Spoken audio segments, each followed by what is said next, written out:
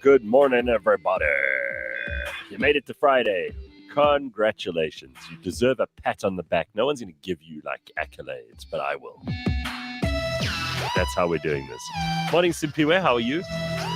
Good morning. How are you? And then there was light.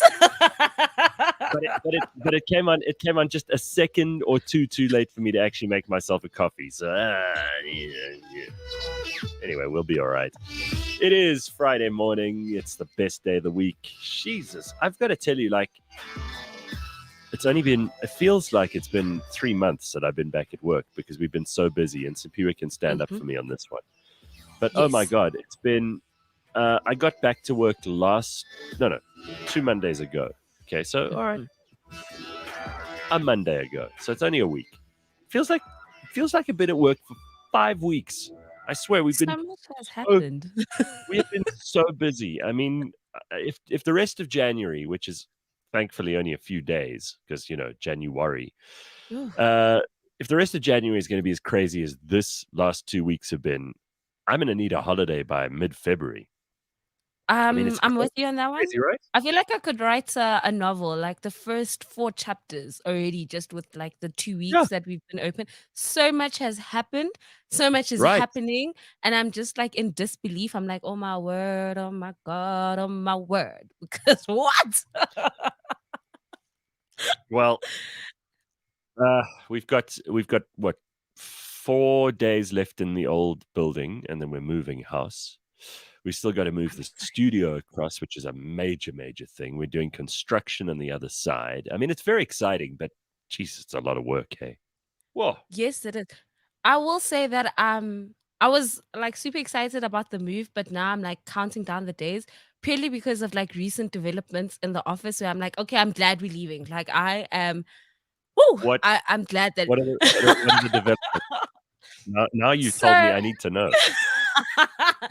It's no secret that we share the building with other tenants, and one of the people from the other buildings has kind of taken a liking to me. And about like 2 days ago, actually approached me and was like, I've been watching you, and I like your style. He was telling me about like all the clothes that I wear and stuff, and he was just like, I'd love to take you out on a date, and I'd like to do. And I'm just like, so you're not my cup of tea. So I'm actually really glad that now we're moving. Because I don't have to deal with him. And yesterday, as I was leaving, he was like, "Hi, can I talk to you for a minute? Can I get to know you better?" I was just like, "Oh my word, can we just go already?" Just no. We're not interested in. I no. So I'm like, when is next week Thursday? Oh, okay. Listen, there are some people who just. I don't want to ever mix work and pleasure, ever. And I don't want to have people around me at work who are like in my friendship circle or any of that. I know some people like it. In fact, some people love it. They love mixing, getting their friends involved, and they do work with their friends, and they've got projects they're doing together and all that stuff. It's not for me. I do not like that. It's a recipe for disaster because when it comes to things of money, money can just ruin 20-year friendships in like 3 seconds. Everything. So bad. So don't do that thing.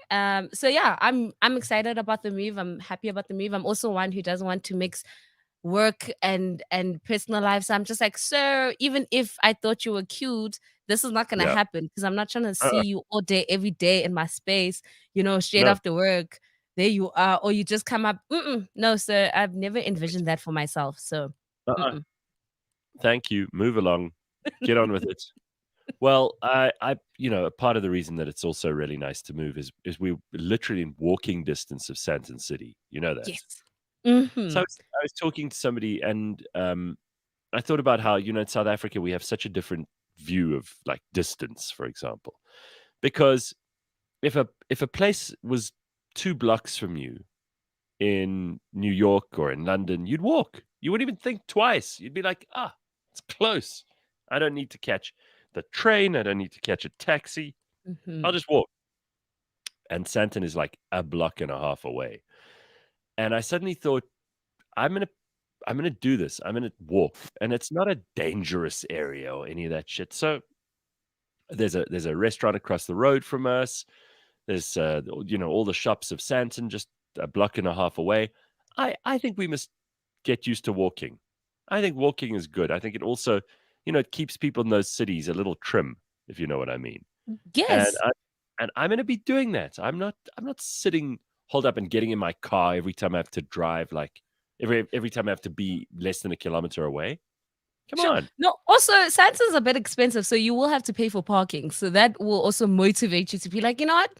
Do I need my car? No, I don't, because I don't want to pay 10 rand just to be there Right. for all of 5 minutes. Like, Correct. okay. But So, what is cool is, like, if you suddenly need something at the office, and it used to be a bit of a schlep for us because although there were those Chinese shops up the road in our current premises, um, they don't sell a lot of the stuff that you want necessarily mhm. or that you need. Sometimes it's like, oh well, let's go and see what the Chinese shops have got, but usually it's like a bunch of crap. So this is going to be like, oh wow, we've got all these amazing stores within walking distance of where we are. That's phenomenal. I'm So excited because yeah, it's the richest square mile. So that means during that's lunchtime, right. I can go to That's right. Sandton City, and you don't know who I might bump into, you might see, Uh, and there's guys in their suits, and you just might chat it up, yeah, and it's like, you might hey. I love the way all those things you just said about, keeping your powder dry and not working with people who you are attracted to and all that stuff. I love the way that goes out of the window as soon as it's a rich dude in a suit with you. I mean, gee, I mean, no, Gareth, he doesn't work where we work. It would be in a, oh, we just happen to meet at Sandton City, for all right. example, you know? So that's a different how. I'm just saying, I'm excited about that part. All right. Well, there's someone who said here, have you heard about the 15-minute cities? Oh, 15-minute no. cities. She says Google it, or he says Google it. Let me have a look at this while we're talking. So Okay. just quickly, this is interesting from George, and it's such a good point when you talk about working with friends or, kind of mixing friendship or Mhm. relationships and work. George says, if you can fire the person honestly, then be a friend. You never know when you could become someone's boss. It happened to me. Ooh, Ooh. we'll have to Ooh. ask George about that later on because he's back on the show today, which is good Yay. news. Here, it's propaganda says, have you ever heard about the 15-minute cities? So I'm looking it up now, and it says a 15-minute city is a residential urban concept in which most of the daily necessities can be accomplished by either walking or cycling from the residents' homes. Ooh. That's cool. Apparently, That's some of the nice. best examples of this are Oxford, Canterbury, places like that. Well, that's very cool. Ooh. I do agree. Okay. That's something Uh, I'd like in Joburg. That'd be so cool. With oh, all yeah, like our tourist absolutely. attraction places. It's like it's so doable. So let's do it, Sada. Let's do it and let's live Yeah. our best fit life, you know? Ryan has some advice, though. If you're going to go walking, Simphiwe, just leave your valuables and cash at the office. Knowing you, you'll lose another phone. Yeah. Well, you're getting a Guys. reputation. Yeah, You're getting a reputation. I'm a responsible human being, you know? It's 2023, new year, new me. Like that doesn't work. Right. So much to talk about. Okay, so Simpiwe, let's get this out of the way. I ended up talking about Real Housewives Fun Pretoria. I think it was this week. It came up, and apparently that was a hell of a show. So Yes. Rian, who produced it, I saw him in December, and he told me it's been a smash hit, and everybody was watching it. Old, young, black, white, rich, poor, English, Afrikaans. They had subtitles there, so people who don't speak Afrikaans could watch it. And it was a Mhm. massive success. They're probably going to do another one of those. But I'm happy. you're happy that I saw it, or I saw enough to like know that these Yes. were real people. Mhm. And I did. I told you I watched about 15, 20 minutes of it. That's all I Mhm. could bear. But I know that there are lots of people who are embarrassed to admit that they really enjoyed this Mhm. and that they like these shows. Um, I'm not embarrassed that I watched it for a little while, but it's not my thing. I don't really like reality TV shows. So I don't think I'm ever going to be into it, but I think a lot of people were, and there's nothing to be embarrassed about. I mean, if you like watching it because you find these people awesome, or you like watching it because you find them awful, that's your business. That's absolutely fine. I have no problem with it, and I don't judge. Mhm. People must watch whatever they want to watch. Yes, and I am very proud of myself because I called it. I was like, if there's a reality show that people have to watch, it's the Real Housewives van Pretoria. But now there's a new one launching, and I can tell you now, guys, don't Yeah. do it. Don't do it. Like, I'm a sucker for reality shows, but I also know which ones you should watch, which ones you shouldn't. Uh-oh. And this one, I just saw the trailer and I was just like, it's gonna be a mess. This is just in fact, it's ratchet, Gareth. It's absolutely ratchet. So there's a video um of one of the ladies. I'm not gonna say anything else. This is the Real Housewives of Gqeberha. And I'm just gonna play the video and you'll see for yourself the mess that's gonna come. I'm a princess, a lover of good things, but I don't mind getting dirty. Foot sick.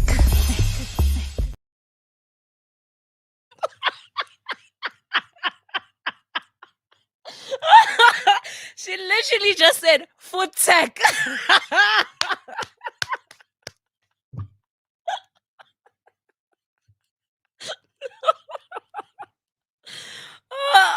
That's so brilliant.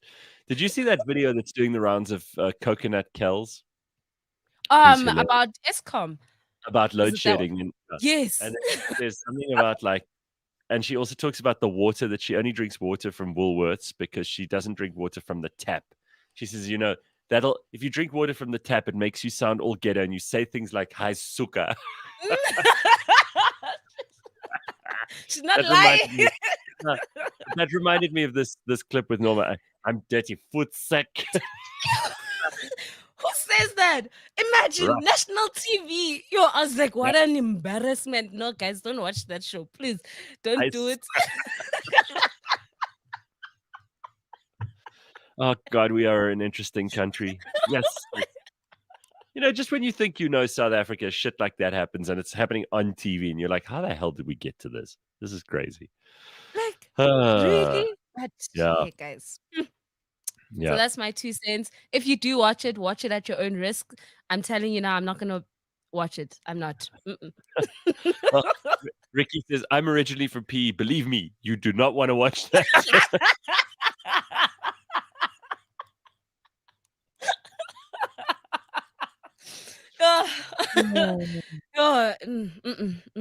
Ruth says her fiance was into it. I just laughed. Crazy, but not into reality shows.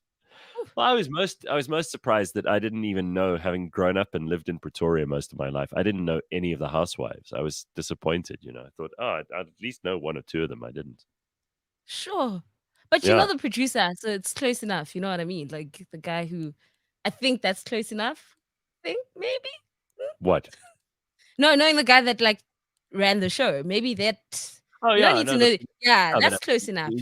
We've interviewed him a few times on the show, so I think everybody on the show knows him. All our listeners know him too, but that's like a behind the scenes thing. I just thought I'd actually know some of the women. I didn't. Kind of disappointed. I was like, Maybe oh, in come on. season 2. They always bring new faces. You mean I don't know any of the ratchet people who are on these shows? Come on. I thought I'd add them to my catalog of famous people I know. Got a list. No, you don't know them yet. Don't you know how it works? Season 1, they introduced the first 5. Then season 2, they add 3 more other ladies. Before you know it, it's 3 seasons in. There's 10 ladies. And you're like, hi, Bo, Susan, you also are there. Nah, chief. Well, if we had to do a Real Housewives at Cliff Central, do you think we've got enough people that we know who could make it really spicy on the show?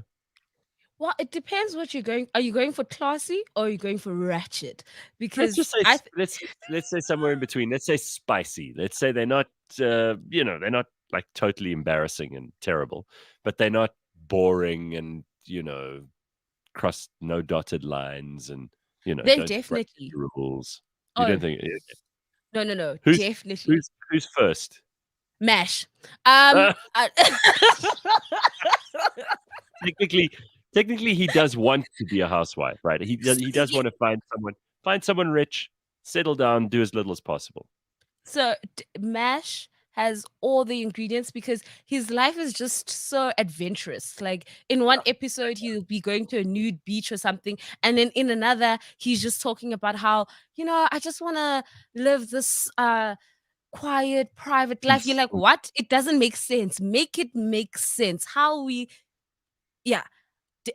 Of course, and Mom Jane, yes, she would be the head honcho. Well, She would have to be the madame. everybody.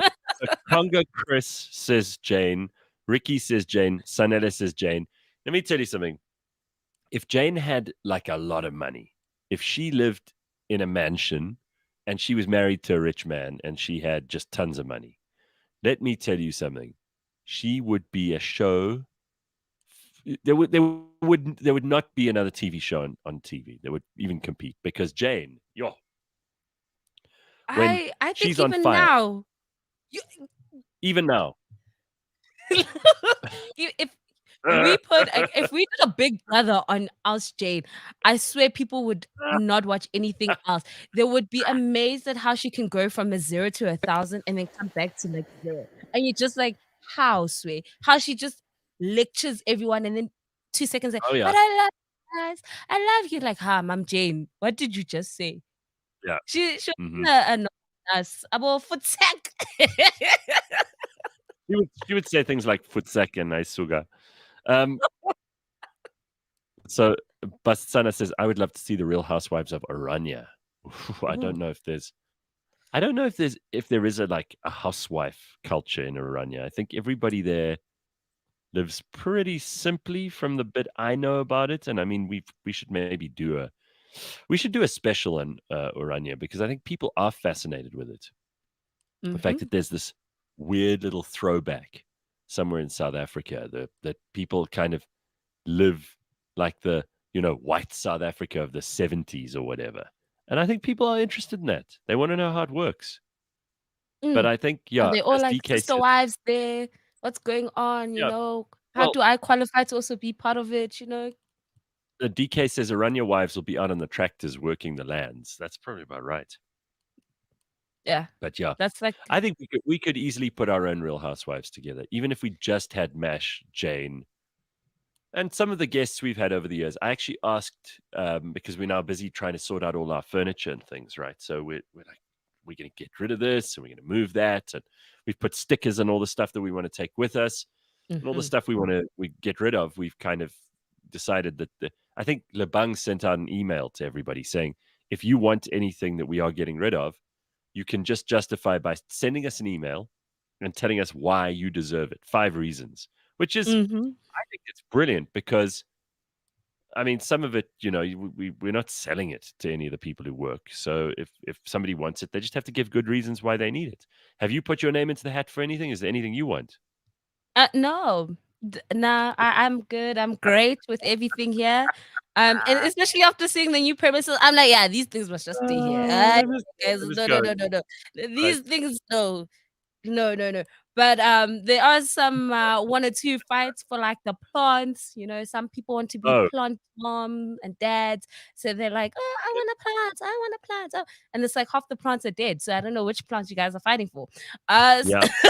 So yeah, nah. I'm all about like new place, new furniture. Let's go. Yeah, let's start new. Let's get rid of all the old. That's how I feel about a lot of stuff. It's like when I've moved on from a place, I've moved on. If I've decided I don't like a place or I don't like a person anymore, frankly, I move on very quickly. It's like, boom, different. Let's change it up. I want you to watch this. I'm going to play you just a little bit of it. It's Madonna, okay? And she's doing, yeah, exactly. Ooh is about right. But just watch this, and then I'll tell you what it is, because I'm only going to give you about a minute of it. So take a look at this. And if you're not watching on YouTube, I'll explain afterwards what's actually going on here. But basically, it's a bunch of famous people sitting around a table, and there's Madonna in the middle, and she's busy playing this game with them. And you'll hear what's going on here. It's pretty hardcore, and this is all over the internet yesterday. Have you seen this, Simphiwe? I don't think so, Madonna. Yeah, let me put it on for you. Here it is. I just want to make sure you all know why you're here. Yes. In this room, all bets are off. This is tough. Amy Schumer. Oh. Truth or dare? Dare, bitch. Wow, starting off with a dare. I want you to show me, with this spread, how you lick your husband's asshole. I mean, butthole. I think we're done. Oh my God, what's happening? Nope.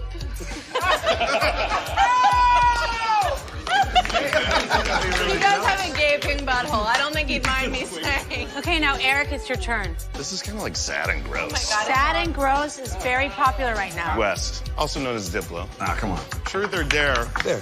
You said dare. Yeah. My first thought was dip your balls in the margarita and finish the rest of it. You're so highbrow. I'll do it. You don't have to show your dick. Yes, you do. You can't go over there and hide it. Well, you gotta show Madonna. Yes. Jack, you have to verify that he's Why am I in charge? I don't know, it just feels right. I'm going to stop it there because it carries on for 4.5 minutes. Wait, what the hell? What kind Right. of sex Yeah. party vibe, Exactly. truth or death are we doing here? Like, what? Yeah. So Madonna and a bunch of her celebrity friends, including the dreadful Amy Schumer, Eric Andre's there. There are a bunch of interesting people around the table. Jack Black is there. Little Anyway. Wayne. In the video, I mean, Madonna ends up like tongue kissing Jack Black, which I feel sorry for him about. Little Wayne ends up like posing in a photo from the Sex album, which Madonna did years ago. What else is there? There's one guy you heard dips his balls in the margarita and then drinks it. So it's a typical, like, the kind of game you used to play at high school or university with your friends, truth or dare. And Madonna's used this as a launching pad because eventually someone dares her. One of the people around the table says to her, after they've done a bunch of these dares, and it's all, like, I suppose if you're a Madonna fan or if you're a fan of any of these celebrities, you're watching this going, wow, that's so cool. These people play games like the rest of us played when we were, at varsity or whatever. And I mean, they're quite hectic. There's no nudity or like actual sex or shit going on here, but it's Madonna and her friends supposedly all just having a dinner party and getting crazy. And Madonna, by the way, is, let me remind you, in her 60s, and she's doing this. But that notwithstanding, the whole reason they do this is at the end of it, after they've played all these truths and dares, then Madonna says, all right, I'll take a dare. And then somebody says to her, I dare you to go on a world tour and celebrate all 4 decades with every song. And the whole reason they do it is to launch her new world tour. And she says then, cool, I'll do it. And everybody goes crazy at the table and her music starts to play in the background and like they all start singing. And it's actually a really cute little video. Even if you get past the fact that this is an old grandma and that these friends of hers are all celebrities and that they play these disgusting games with each other. In fact, once you got past that, it's actually quite a clever way to launch it. And people are watching it. It's already got like a couple of million hits on YouTube. And I just saw this yesterday when I was getting into bed and I was like, what kind of, you got to give this woman credit. She's always coming up with clever ways of reinventing and marketing herself. And I don't know what she paid these other celebrities or whether they're just fans of hers or whether they really are her friends. But, I mean, it's a really smart way because you think, what is this? What have I just stumbled on? There's so many questions after you watch this clip that you've got, right? Yes, because I was just like, what the hell is going on here? Y'all are saying this is a party with friends, but y'all asking each other 6 questions. What's going on? This is 5-2 being like, what? Cringe.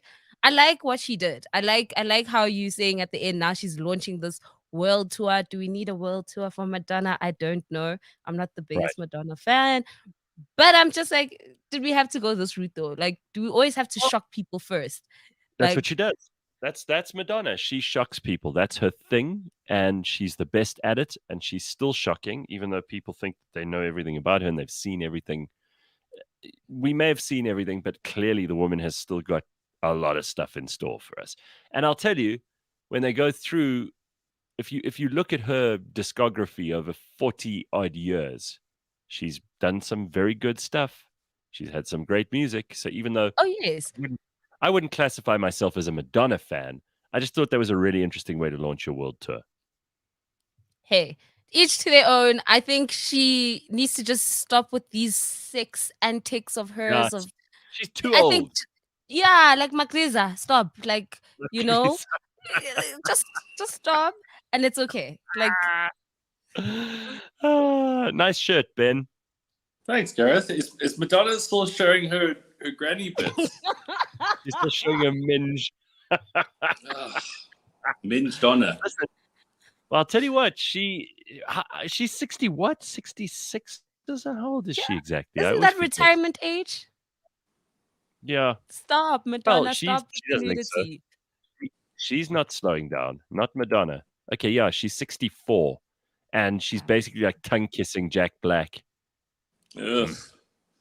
Yeah, it's so self-indulgent, and I'm tired of the argument. Oh, but she looks so good for her age. Like, I don't care. Like, I really just, no one cares. We just don't want to see old people doing sexy things. I know. I'm 41. I don't want to see myself do sexy things. She's much older. I agree. She's much older than me. I don't want to see anyone over 40 doing sexy things. And what's Everyone worse has a on window. camera? Yeah.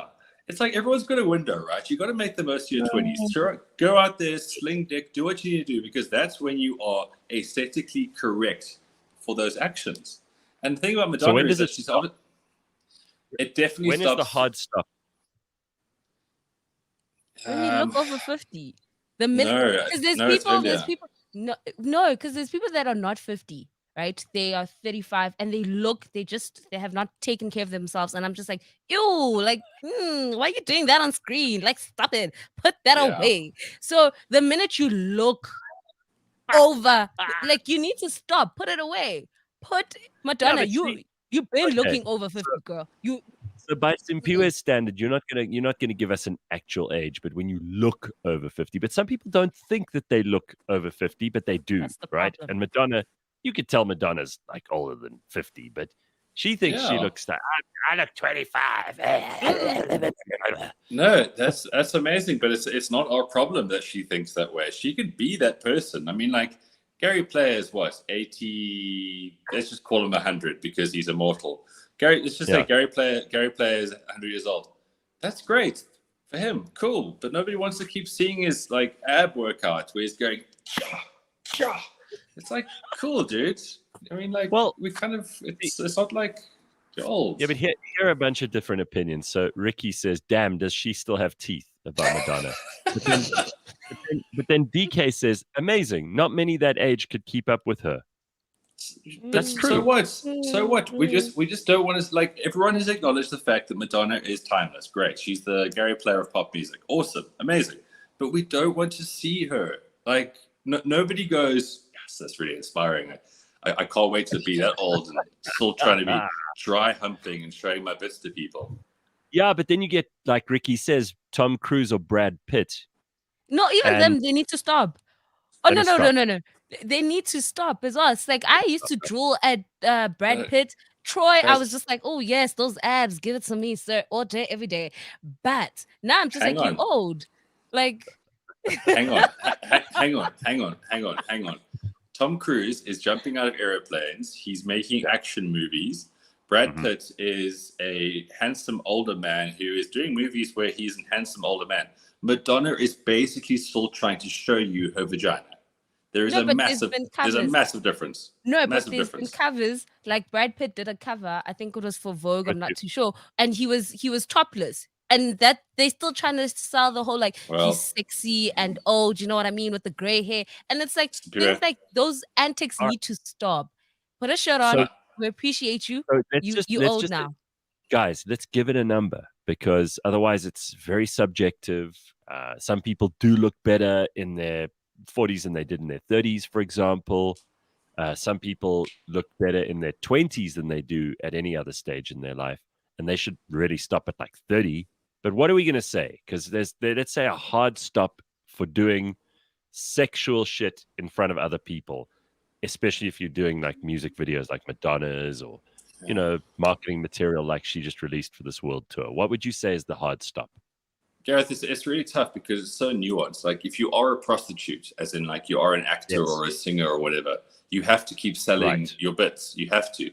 If you're a mom on, like, I don't know, a family WhatsApp group or like Instagram, and you just putting that Chardonnay in your hand and you're sidling into the pool in that bikini, and it's a different kettle of fish here, because the prostitute can keep going until 50 because they have to make money out of it.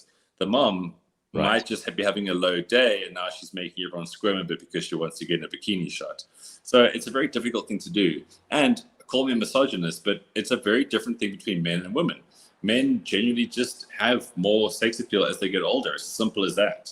We can't fight that. I mean, the fact that those old trouts at Vogue are still, running Brad Pitt out shirtless just proves that. You won't see like, I don't know, Sports Illustrated be bringing it. They do now because they're virtue signaling. But you don't see predominantly men's publications bringing in older women to look at. Susan Sarandon was probably the only exception. Literally the only exception, because she was like kind of older. And even Piers Morgan then had a go at her because she was showing clavage at some awards ceremony. Right. Well, I mean, Beth says Ben is over 40 and says not to show your bits at that age, but someone gave him the cheat code about gray sweatpants and no shirt, and he's using it. Yeah, Beth, I'm working hard and entertaining myself. Yeah, I mean, look, I know I'm a massive hypocrite. I'm 41. I probably look better than I did in my whole life, but that's no excuse either. I'm over the hill. Yeah, you got to accept like you've got some grizzled bits, by 40. Simphiwe, this is not your problem yet. You've got a lot of time on your hands. You don't have to stress. Yeah. By the way, Simphiwe is going on a major revamp of Simphiwe Mtetwa this year. She's signed up at some gym and she's eating all this healthy food, and I'm blown away by how it's great. Glowing. Thank you.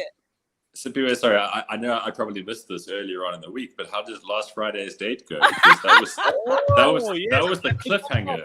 Good one. That was the cliffhanger we left. Ben. Oh, Ben. How did it go?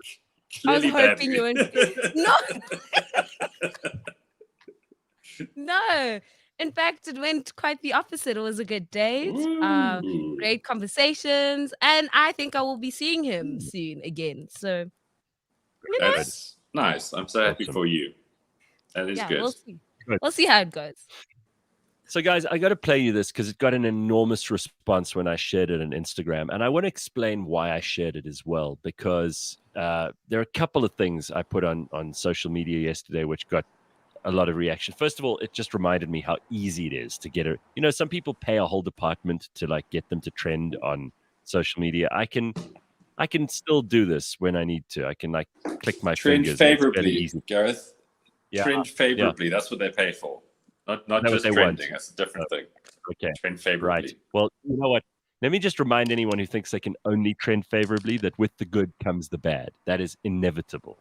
So if you're going to trend and you're going to hop into that pool, there are going to be moments where you look like you're on a tropical island having the best holiday ever, and there are going to be moments where there are turds floating past you. I'm warning you in advance. To any company that thinks you can only trend favorably, I've got things to tell you. Anyway, take a look at this. This is a girl, and I've got to say, she seems like she's probably a very sweet person. She seems very content and happy in her life, although I don't know whether it's worth discussing whether that's a real thing or not. But she's here on, I think, TikTok, asking people online, who she calls her besties, to help her choose an outfit. Okay. And she is enormous. She's a very, very big girl, but she clearly doesn't mind. She's very happy to show herself off. There's no lack of confidence there, let me tell you. I would not subject myself to that, and I am a third probably of her weight, if not less. But I want you to look at this, because my purpose here is not to make fun of her. I'll explain in a moment why I find it very weird that people would be posting this, and most especially why I find the reaction of people weird, because that's what I really want to talk about. It's not whether or not this girl should, lose some weight, or whether she looks good or bad. That's not the level I want to discuss this at. So let me play it for you and you get the idea of what we're talking about here. This is from her TikTok. She's asking for advice on what to wear, and she puts on 3 different outfits. Okay? Stop, freeze, hammer time. No, just kidding. I'm going to a party and I don't know what to wear, so I need your help. First, we have my purple dress. It's always a really good contender. It just never gets to first place. I don't know, tonight, maybe the night. What do we think? We got my lace bodysuit and my leather skirt that I've been wearing very often because I just love it. But I'm surprised at how good I look. I'm not actually that surprised. Okay, I got one more option. All right, the last one. No, I think it might be too fancy for this party, but when has that ever stopped me? But like, I think it's like, it draws a line. Anyways, besties, let me know what you think. My outfit depends. All right, so for those people who couldn't see it, you could fit her head into her body 50 times. And she's not, no one gets like that because they have health problems or whatever. So she's clearly, got herself to this level of obesity, which is fine. If people want to live that way, they'll have short lives, but I hope for her sake she's having a good life. And I really don't care whether or not, people are, if you're going to be mean about that, that's fine, because people do judge each other. That's how we find partners. That's how we choose our friends, and it's how we choose the people we want to be around. So we are judgy, whether you like it or not. But what I'm interested in is if you take a look at the comments of, and by the way, the 3 outfits, it just, again, I'm trying my best not to come across here as just bashing her because she's big, but it's not just that. These clothes are tight fitting. They make it look like there's a sack of potatoes under them. It's not good. It's really not and any objective person would look at this and go, not great. So I want you guys to help me here, because every comment, with the exception of a few really mean people who said, oh, you're so fat and ugly, don't do it. But they were in the minority by a long way. Most of the comments, hundreds of them, are, oh my God, you're so beautiful. I would choose outfit number 2, or, oh, you're so brave and beautiful and you look so great. And I wish I could look like you. And I'm being serious. These were the comments. People are like, just, massively complimentary to her. And while I'm all for people being confident and people standing up for themselves and not feeling ashamed, because we're all human and we all have, things that we're proud of and not so proud of. And we were talking just a minute ago about Madonna showing herself off in ways that probably she shouldn't. And Ben and I talking about when the age of retirement for that stuff should be. Simphiwe has her theories about Brad Pitt and Tom Cruise. So it's all part of the same discussion. But I have to say there's something deeply, deeply intellectually and socially dishonest about people who blow smoke up this girl's backside and tell her, oh no, you look fantastic. Because if she walks into a party in any of those outfits, the party that she's going to, she is going to have people look at her, and not for the reasons that they're saying in the comments. And I just feel like we can't be dishonest. We must be supportive of each other. There are ways to help each other. There are ways to get things better in all of our lives. Trust me, I know I'm always trying to improve. I know Ben's doing the same. Simphiwe is doing the same. But it strikes me as deeply, deeply dishonest that people are going into the comments on that girl's videos and saying that she's beautiful and she mustn't change a thing about herself and all the outfits look fabulous. Those are not people that you would trust to tell you the truth, ever. It's like the husband who gets asked by his wife, does my bum look big in this? There is no answer he can give that is going to help him out of that situation, except to say, oh no, you look great, and get the hell out of there as quickly as possible. But it is dishonest. It's dishonest. And I have a problem with that. Like, I don't mind if people are supportive, and I don't like the people who were very mean to her in the comments either. I don't know this girl. She might be fantastic. She might be the most fun person at the party. But let's not lie to each other, please. Do you think I'm right? No, you are. Look, it's obviously a difficult subject because everything on social media is so definite. It's like you either love something or you hate something. If you hate something, then you're a bigot. No matter what that thing is, you're just going to be called out on that. But there is, like, honesty is such an important thing in society. Like, if you have a child who's really terrible at fucking everything, but you keep telling them they're great, they're going to become very, very awkward adults to assimilate into society. They're going to expect to get things. They're going to get confused because you keep telling them, hey, Johnny, you play soccer really well. You're an amazing soccer player. And then when he plays against the other kids and he's really crap at it, he's confused. He's like, did my parents lie to me? And he'll have issues with that for the rest of his life. Or he'll think he's better than he is and he'll probably get hurt. Well, he'll also hate the kids who are better than him because he'll be like, well, hang on a second. Why are you so good? Fuck you. I am great. I keep being told I'm great. It's like for his entire life, Cyril was probably told he's great. And look at the shite he's plunged us all into. And, like people think it's maybe a joke, but it's really not. It's because people have been given a free ride and been given the wrong impression about what they actually are. I mean, if this girl is just going to be a TikTok star, amazing, great, but she's a health problem. And what if she thinks everyone keeps telling her she's beautiful, and then she'd be like, wait, hang on a second, why can't I find a boyfriend or a partner? Yeah. It's like everything happens on social media. I generally think it's fair game, go for it. But I totally agree with you. I think dishonesty then spreads to other ills, which are really, really difficult and not as trivial as what I look like in this dress. What do you say, Simphiwe? So my friends and I were having like this conversation a week ago about bring back shame. And I think we live in an era where anyone can just post anything and no one's ever going to call you out on it. And so you live in this bubble. And it's like back in our days when we were kids, if you did something stupid, everyone shamed you and you'd never do it again. And you knew that was something that you weren't going to do. And I think that helps. It helps in that process of like kind of like learning how to deal with other people.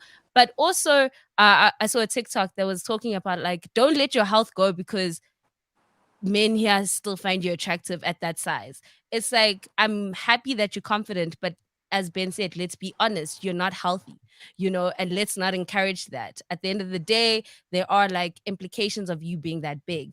And it's almost like this culture of like, oh, you gotta take me as I am. I'm thick, I'm this, I'm that. And it's like, chief, no.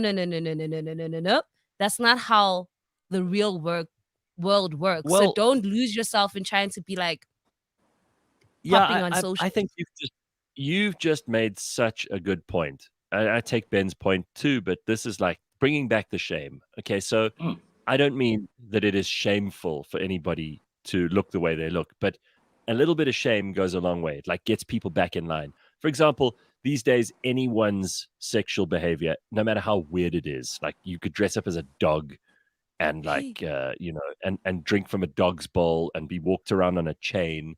And we must think, oh no, but that's great. That's normal. Let's invite Clive and his girlfriend because he really likes it when she walks him around on a chain, and we mustn't make fun of him because that's like kink shaming and that's mean. And if you're mean to people like Clive who walk around on a leash, that means you're a horrible person. There's nothing wrong with Clive. I mean, there's nothing wrong with an adult male being walked around on all fours like a dog and drinking from a bowl, is there? And I'm afraid the reality is that most of us go, actually, there is.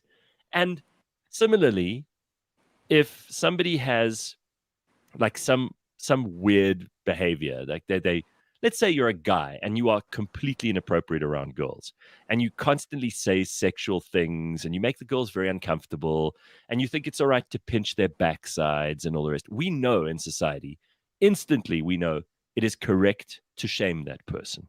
It is correct to say to that man, you're not allowed to behave like that, because society has certain unspoken rules about the way that you treat women and the way that you behave around women, and especially women you don't know, and especially people who deserve a certain level of respect. So we're okay with telling a guy like that he shouldn't be behaving that way.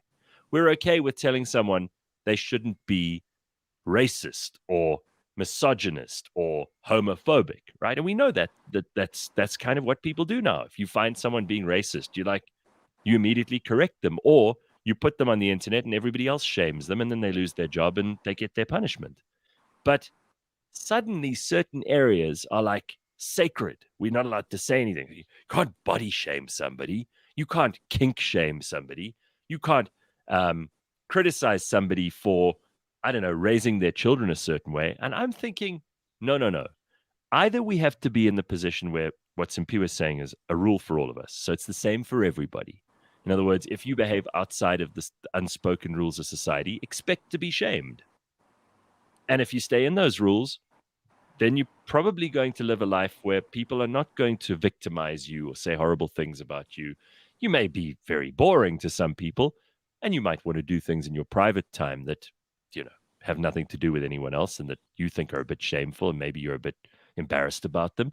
But if you do them publicly, expect people to react. And let's not be dishonest with each other. So something we can all take as a given is deep down, we're already doing that. We're already everyone's shaming everyone the whole day. Inside our minds, we are shaming like relentlessly. Yes. And don't tell me that's not true. So the thing about verbalizing it is, I mean, all you're doing is you're just closing the loop, right? Everyone's shaming you already. And don't think that, oh, everyone's saying nice things. This is going well. No. Deep down, they're still doing it. But this is the thing about what people also said, like, real life. People are such a strange phrase nowadays because everyone's got their alternative truths or their lived experiences. So where real life used to be like our true north as human beings, that's kind of fallen away. So none of this really surprises me because no one has that confidence anymore because apparently it must be challenged at any given stage because you cannot be wrong. Also, by the way, there is stuff. A lot of stuff on the internet, people are also just saying nice things to somebody so that they'll keep embarrassing themselves for the entertainment of those people, right? So in other words, if you are a really, really funny person, but funny because, let's say, you have this deformity and you look a bit weird and, you crawl around on, one leg or whatever the thing is, because there are all kinds of funny things that are going on the internet anyway. And the audience are always going, oh, I think you're such a brave hero to be moving around on your one leg. And we're so proud of you and it's so great. But what they really, really want is just more entertainment. So they're just encouraging it for their own satisfaction. They don't really care about the person at all. And this idea that online, people, for example, who commented about this fat girl in her outfits, people who were saying, oh, you're so beautiful. Now, they are only saying that because they want other strangers to think they're a nice person. Yes. I don't believe those people actually really believe that. They're saying that stuff because they see an opportunity to score some very cheap points and to come across as being, I'm a nice person because I said something positive and reinforcing to that fat girl. So people are going to think I'm great. The reality is nobody cares who those commenters are. Nobody goes and follows them as a result of their comments. No one's interested in them virtue signaling, but they feel good about it, right? They're like, oh, I'm going to be a better person than all those mean trolls. But actually you're not, because it didn't cost you anything to do it. But again, this just shows that social media is actually the problem here, because when that girl goes out in one of those variety of textured sacks, she's not walking into a store and someone's going, oh my gosh, look how brave you are. You look beautiful. People aren't lining up in an ordinary queue to say, yes, I agree with that person in front of me in real life. I think you're so incredibly brave and beautiful and not a health risk whatsoever. No one's saying that. So if you ever you really, really, really want to know what people think in life, go do your stuff in public. Go get walked around like a dog in a shopping mall and tell me what people really think. Don't do it on social media and go, this is me expressing myself. Everyone's going to go, oh, he's so brave. Shut up. No. They will go as wide a berth as they can around you. You've also got to take what George says here, I think, quite seriously, because how do you grow as a human if your feedback is fake? So the effect is that the feedback loop is wrong and we actually get worse because of it. This whole idea that you must live your authentic self, even if your authentic self is doing things which are socially and morally reprehensible. These days, people are encouraged to be their real selves and do whatever's on their mind and whatever they feel is right. And I think that's led to some very dark places, because you have people who, frankly, have got almost criminal ideas in their head, and the things that they like doing are dodgy as hell and dangerous, actually, to them and to society. But no one's giving them that feedback because they're constantly being told on social media by liars and or virtue signalers that it's fine, you be you, it's awesome, live your own authentic life, to each his own. And that's not honest. Yeah. So there was Go, Simphiwe. So there was someone on TikTok who shared a story where he was like in varsity with this dude. They were both studying finance at the time, and the big trend was like, go pursue your dreams, like at all costs. So the mate then dropped out of varsity, and a few years later, he got a call to say, hey, like Sepo from varsity, I just saw him begging on the street. And he was just saying that this is what happens when you just listen to what is currently trending, right, on the internet. To go pursue your dream, he went to pursue the dream of being a rapper. And he was like, at the time, he had the opportunity of, getting a degree and getting a steady job. And then he could have afterwards pursued his career. becoming a rapper, but he didn't, and now he's out in the streets, and that's the consequence of kind of like following these trends just willy-nilly, is that you're gonna go out there, you're gonna quit your job, and then 6 months later you can't pay your rent, you can't pay anything, and you're out. And that's the truth. That's what happens. It's like the other side of just listening to what everyone is saying and not really having a spirit of discernment to say, is this really what I should be doing?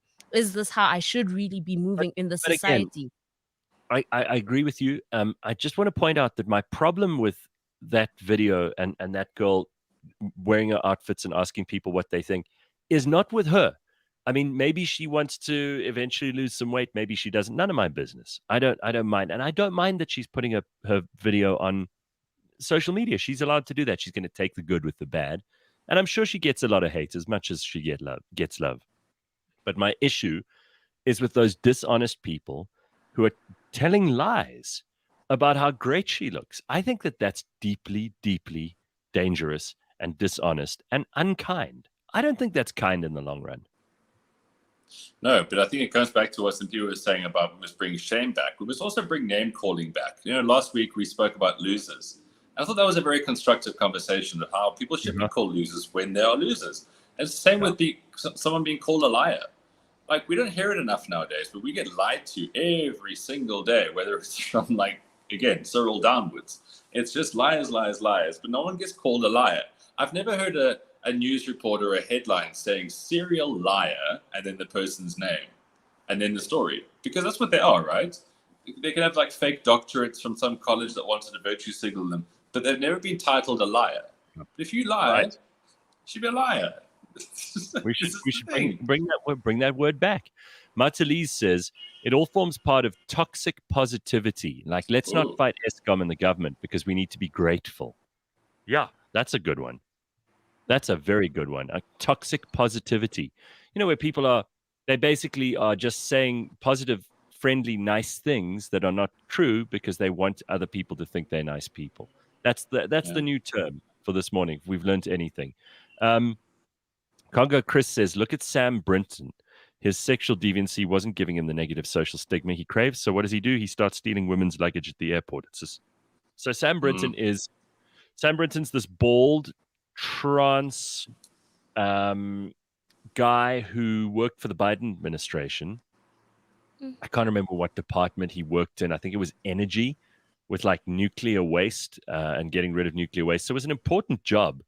And Sam Brinton is this cross-dressing, trans, gender non-binary, all that attention-seeking stuff. Bald head, makeup, doing videos about how important it is for people to be transing children at an early age, that kind of thing.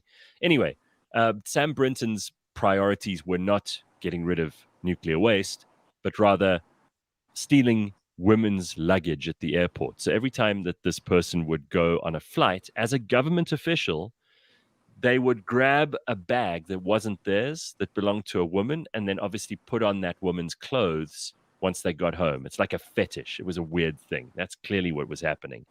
And it was okay in Sam Brinton's mind because there was no shame attached to being a cross-dressing, gender non-binary, transgender person. Who behaves like that? Yeah, you were stealing. You stole someone's luggage and you took it home. Also a thief. Yeah. Yes. So a liar and a thief and a loser. Yeah, and creep into that as well. That's just and a creep. Because can you imagine you can't find your luggage? I mean, you've stood at that carousel, right? All of us have. After a flight, you're standing there and everyone else's bags have already been taken away. And you're just standing there waiting, and there's one bag that keeps coming around, and it's not yours. And you're thinking, oh no, someone's taken my bag, or it's been lost on the flight or something. Meanwhile, there's some creep who's taken it away so they can put on your underwear. Ugh. So, but why wouldn't a news company then start the story by saying thieving loser Sam Brinton? Because that's not opinion, right? It's fact. It's actual fact. The person stole, so there we go. It's fact. The fact that stealing that, and you're a loser. You're an absolute loser. So the story should always start thieving loser Sam Brinton, not Sam Brinton. And then it's some of the sort of misleading thing about the fact that she's not he, she, whatever the term is maybe going through a tough time. Thieving loser. Thieving loser. Let's just say we've already got words for these things, right, Ben? Call a spade a spade. Yeah, we do. Yes. We do. Right. And the actual words, they're not contrived. If people can have pronouns, I want to have prefixes of reality. Call it that. All right, so you're asking for not pronouns, but for prefixes of reality. Yes, absolutely. All right, good. Like serial disappointing liar Cyril Ramaphosa addresses the media about ESCOM. Then you know where the story is going, because he's always been lying about that shit, and he's always been disappointed in the nation. These aren't opinions; these are facts. So that's how you start the story. Right. Okay, I like it. You almost begin with adjectives that describe the person, so that it gives people a shortcut to who you're talking about. Oh, him. Yes, the serial disappointing liar. Oh, I know. Yeah, okay, right. And it's that's not how people don't speak. Like, that's how people speak most of the time. And they describe someone, though they won't be like, "Oh, Ben, this cool dude." They're like, "He's tall, muscular." What they always put adjectives before telling you how the person looks. Making this all positive. So I think this is, you're on something there, Ben, because this is how people actually talk in real life anyway. Yeah. But it's also like if you look at the only purpose of news, what it should be is to inform, right? So by having these prefixes of reality, you're informing. You're hitting the ground running on where the story is going. There's no messing around. You cut to the chase here. So I've got to ask you about a couple of those in the next hour. We've got so much to get to. Plus, we're going to be joined by a really good friend of mine who I caught up with coincidentally. He happened to be where I was over December. And the night before New Year, he and I had a proper catch-up. Tshepo Mogale, who's absolutely hilarious. He's got a serious job in the corporate world now, but we'll know him if you remember the Pure Monate show, Laugh Out Loud, City Sesla, The Wild. He's been on Trevor Noah's show. He's a real success story and an incredible human being. I just love talking to this dude. He's going to join us just now. But I've got some other stuff I want to ask Simphiwe and Ben about, because they've got lots of opinions this morning, and they're all pretty damn good. So stick around for that and more. Don't go anywhere. CliffCentral.com, Friday morning.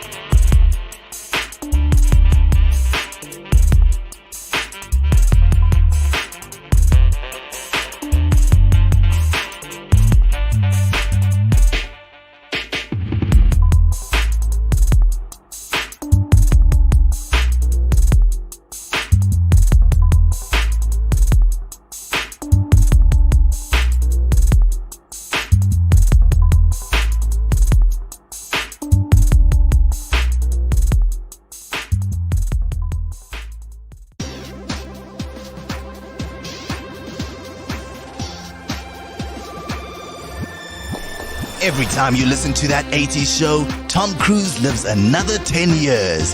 Every Friday on CliffCentral.com, Paolo and Dory review movies, reminisce about old songs, remember childhood places that are now car parks, and say some outrageously rude things about Patrick Swayze's brother. That 80s show, new episode every Friday, live or as a podcast on CliffCentral.com.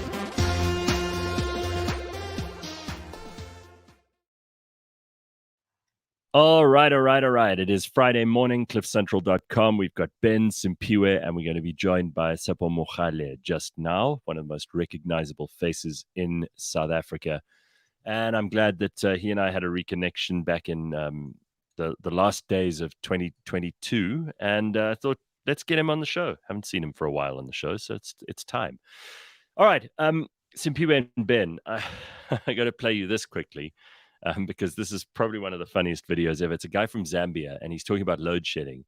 But you can't see him. You just see teeth in this crossing to the studio. So if you're not watching, I'll explain afterwards what happens. But the guy is reporting live from a very dark room.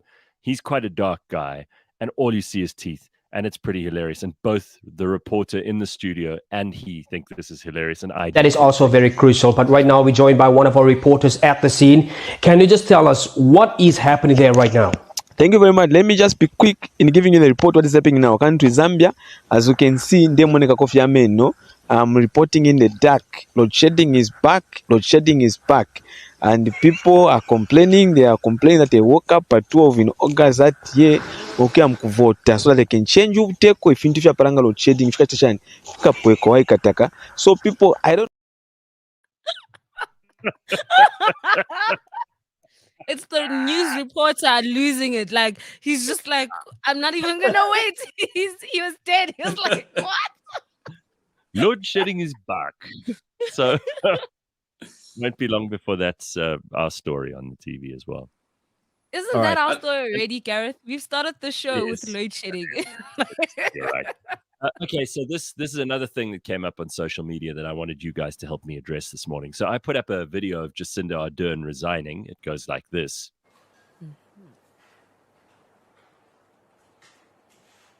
And so today I'm announcing that I will not be seeking re-election. And that my term as Prime Minister will conclude no later than the 7th of February. All right, so she's, first of all, very emotional about resigning, which is fine. I mean, Margaret Thatcher was when she resigned too. I think a lot of people, you get into a job, you think you're going to make a difference, you think you're doing the right thing, and maybe people don't like you or they do like you, and you find yourself on your ass. That's unfortunately how politics goes. And frankly, that's also how a lot of business goes. So I put this up because I do not like Jacinda Ardern's politics. And I don't like her as a person because she's an authoritarian who told everybody in New Zealand that they had to stay in their houses no matter what. It was like an absolutely draconian regime. You think we had it tough in South Africa with Nkosazana telling us that we couldn't wear Crocs or buy chickens from Woolworths. I mean, this woman, this Jacinda Ardern, basically was like the most tyrannical leader in the free world. I say the free world in inverted commas. And that is objectively true. If you look at which countries enforced the strongest and the longest lockdowns, New Zealand is near the top of the list. So I put this up because I don't like authoritarians. I would have done the same for, Chairman Xi, who I also despise for the same reasons, welding people into their apartments and that kind of shit. I'm pro-liberty, hate me for it if you must, but I'm pro-liberty. So I put this up. You know what? The majority of the positive comments were like, oh, yeah, we also hate Jacinda Ardern. Great. The majority of the negative comments on my Instagram were from South Africans who've moved to New Zealand who thought this was an opportunity for them to tell me that South Africa's worse. So, but what do you think? Like, you think South Africa's better? You think Cyril's better? And I shut up, Bob.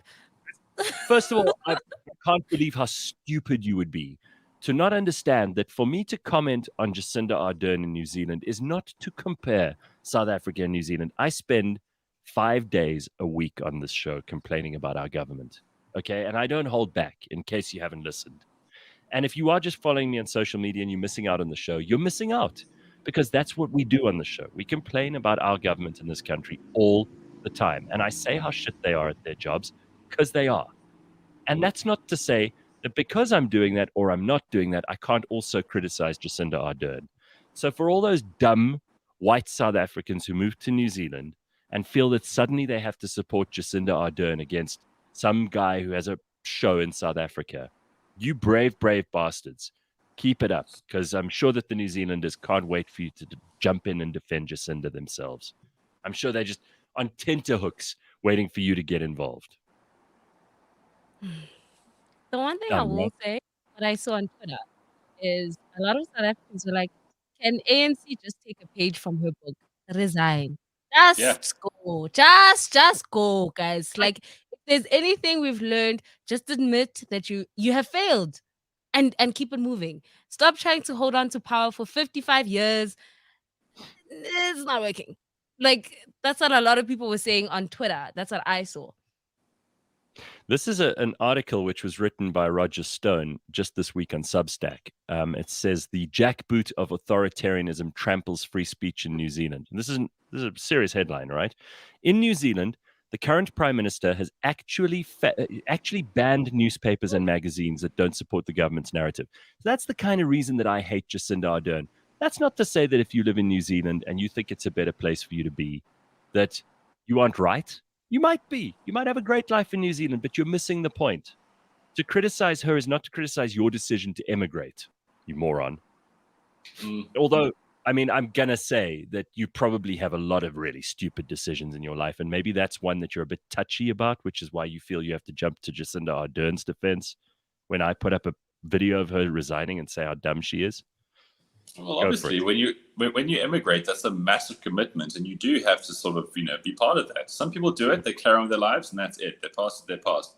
Some people are trying to justify it every single day, and I would probably suggest that it's because things haven't turned out so well. So people who are going to be very pro Jacinda, authoritarian horse, Jacinda Ardern, those are the people who got there and think, oh, this place is actually quite shit, but fuck you, it's better than what I had. It's the best choice ever made. Screw you, Gareth Cliff. And then there's this one guy who's like, oh yeah, you're always trying to be relevant. Stop making comments about things you know nothing about. Like, dude, you're an estate agent, because I went and looked at his profile just out of morbid curiosity. I'm like, you sell property. Don't tell me about relevance. Like, I haven't had a Madonna long career, but it's been about 2.5 decades, and I'm not going to go anywhere. You, in the meantime, are known to the 10 people who live in Blobergstrand. Don't tell me about relevance, okay, sweetheart? So, back of all time. I mean, really, fuck's sake. Let's just talk about a couple of news headlines, because there are some things going on that we need to pay attention to. So I'm not going to talk about load shedding. We've done that all week, and it's enough already. Alec Baldwin is going to be charged over the deadly shooting on that film set where he killed a person. And let's just be clear about this.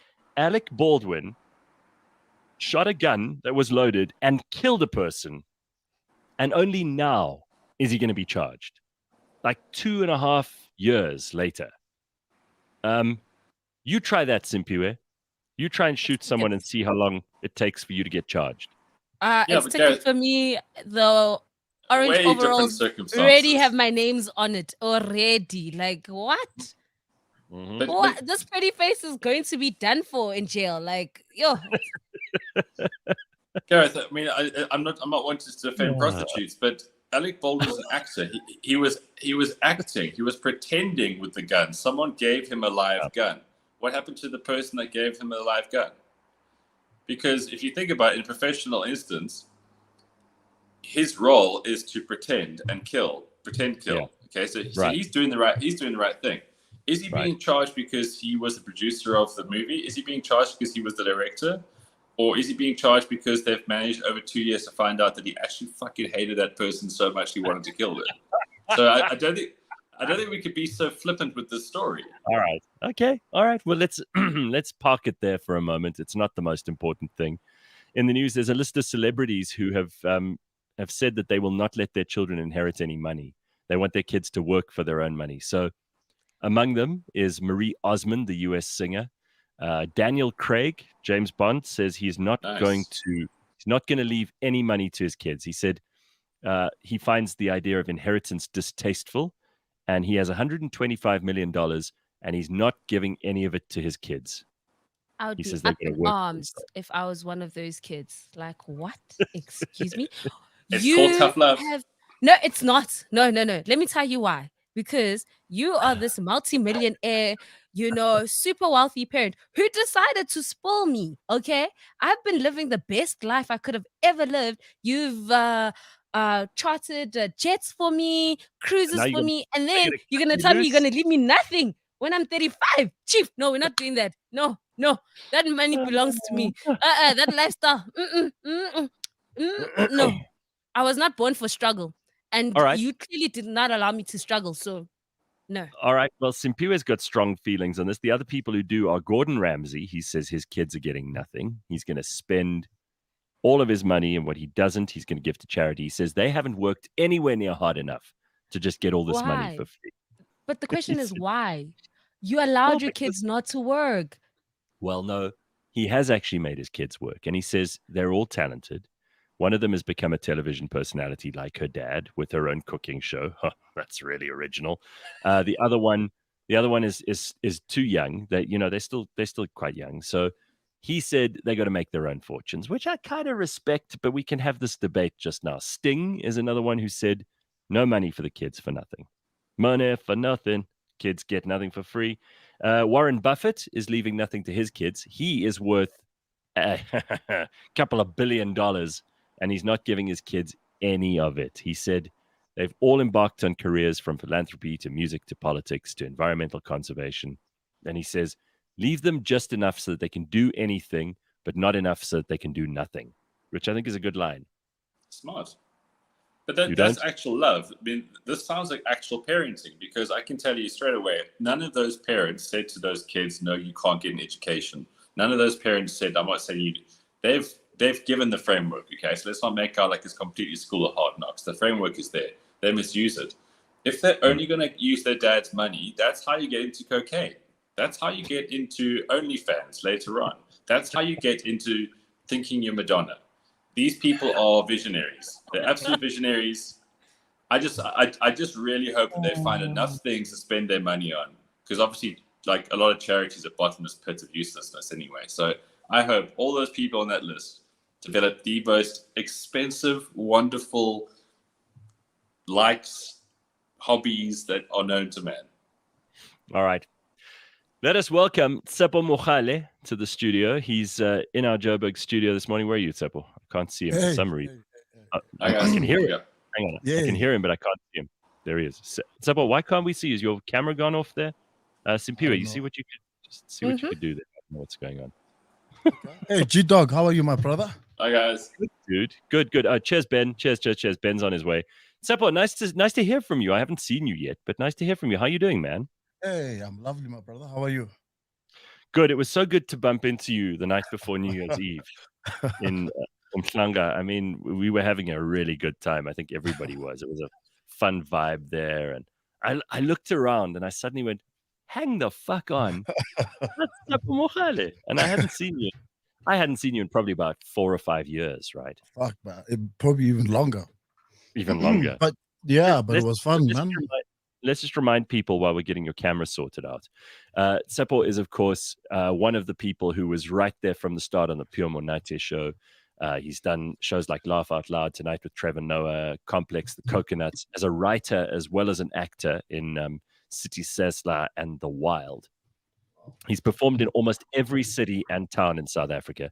He's performed internationally in Botswana, Lesotho, Kenya, Uganda, the USA, England, Hong Kong, Mozambique, the Philippines, and so many other places. And these days he's got a real job in the real world, which is kind of terrifying. But what have you been up to? I mean, tell me about this real job for starters, because we didn't talk about that at all. We just laughed and drank the other night when I saw you. I work in a finance company where we do, we finance businesses with transactions. that have got contracts, tenders, purchase orders, and things like that. And then my job in that is to go out, find deals, structure deals, try to get the guys sorted with the funding, and try to get the deals going. Yeah. Do you miss the world of entertainment? Fuck no. You know what? That's such an honest answer, because people will say, "Oh no, I love it, and I wish I could get back into it." The reality is, once you've done a lot of this stuff, and you've seen also how much more challenging and maybe interesting and complex the world outside entertainment is, and you can charge for time that you don't have to be there.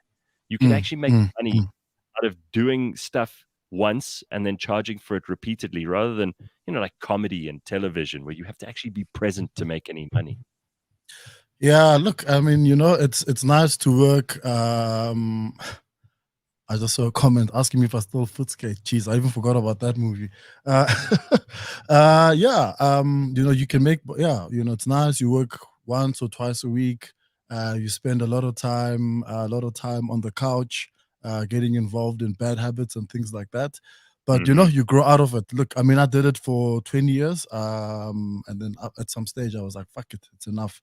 I can't be out at casinos, doing gigs at casinos in different towns, just getting up to bullshit. It's time to grow up." Yeah, you still got friends who do entertainment stuff, right? I mean, you still speak to guys who you used to work with. No, all the time. And I mean, I've got friends like a guy like Kagiso, like who's like one of my closest friends. He does a lot of shows. He does a lot of beautiful man. He does a lot of. Let's just because I mean, you and I talking like everybody knows. Kagiso Lediga is who we're talking about. So yes, he of course is an absolute genius and one of South Africa's greatest comedians, and honestly, one of the funniest people you could ever wish to be around. No, 100%. That guy, he could just sit quietly in a room and just look at people and listen to other people who are not being funny at all, and you would be laughing your ass off at his reactions. He's that funny. So fucking true. One of the best people to do a road trip with, because you'll just laugh your ass off. And a great success story as well. He does. He's got a production company, and he does a lot of shows for like Netflix, Amazon, and stuff like that. So he'd invited me on set last weekend. Just to go see, to check out the production. Had my kids doing some cameos and stuff like that. So yeah. Nice. Yeah. So how many kids have we got now? I've got two daughters, 14 and 8. 14, a daughter at 14. Have you bought a shotgun yet for the boys? You know what? You just smother them with love, and then we just hope that they'll do the wrong things. They make good decisions. 100%. 100%. So I'd always believed in this thing of being like a super present father. And what's going on in that studio? Are you struggling with the chair, or what's happening? Yeah, sorry, it's my piles they're acting up. Sorry, I had to shift from one butt cheek to the your piles. It's so unfortunate. It's uncomfortable when you have piles, right? You said you were a really involved dad, and then. Yeah, so after our nights and maybe 1 or 2 nights out in the coast, I just decided to reel the behavior in. And I was just doing some what do they call it, stock taking of just all the things that I did. And I remember showing up at my kids. I'd volunteered at the school. Oh wow!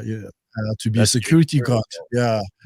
But I went from the club to the school, and I showed up in club clothes and club behavior and saying real inappropriate things to the other parents. So my kids, have banned me from coming to school. They said, you know what, we get the involved dad thing, but take. So, dude, let's just explain to people, because I mean, I haven't had really the whole of December. That was probably my only big night out. And It was so much fun because you're in another town, like you're at the coast. Mm. Everybody's excited for New Year. I always find like the 31st is a bit of a letdown. No, Just 100%. because, I'm used to working on that night. Plus, there's huge expectation and fireworks, performances and the countdown and everything. So it's a huge amount of pressure. But I always find the night before New Year is usually my most fun year. And I bumped into Tshepo at this bar, and we didn't actually behave badly at all. We were pretty. I think we were having a lot of fun. I don't think we were shitty. We weren't mean to anybody. We were like buying other people drinks. I was having the best time. No, man, and what a blessing to run into you guys. Because I was just just sitting, and I haven't hung out with famous white guys in a long time, and then just being the cool black guy giving high fives, No, loved it, man. Well, there was another friend of mine who I haven't seen in I don't know, like 8 years probably. He was a Marine, a UK Marine for a while. Went and fought in Afghanistan and a bunch of other stuff. And he arrived there with this beard, and I hardly recognized him. And then I sort of turned around and went, "Hang on, I know you." I was like, "Dude," because we used to see a lot of each other whenever I'd go to Durban, and I knew his girlfriend at the time and everything else too. And he arrived there, and he looks very different now. And I mean, listen, if there's anything that changes you, it's like having to go into an active war zone. But he and I had a couple of drinks too, and I just thought, like, I got home after that night, and I felt so damn good about seeing a bunch of people just before the end of the year that I didn't expect to see. Those are the nights that you kind of, honestly, I'd put it in my top 3 nights of last year. It was so much fun. 100%. And I'm so glad we had a big night because, as you say, there's so much expectations on New Year's Eve that you guys got me so fucked that I was recovering on the 31st, and I was fine with it. You were happy to just stay at home. So Simphiwe over here, Tshepo, she's been thrown out of New Year's parties, and so also tries to do her partying before New Year. I mean, you didn't this year, Simphiwe. You didn't get thrown out of anywhere. I behaved, as usual. What does that mean, behaved? I went to a party and I didn't get thrown out. That's behaving. Like, I had a great night. The standards are low. As long as they don't actually pick you up and throw you out. Chief, it was a great night. No one was complaining. No one said any. Okay, let's go. Sure. Listen, great times, and it was so nice. I remember we reminisced over because I used to see Gareth like a lot back in the days. We used to stay in the same area, and the days when you were on the other radio stations, 702 days, even before 5FM.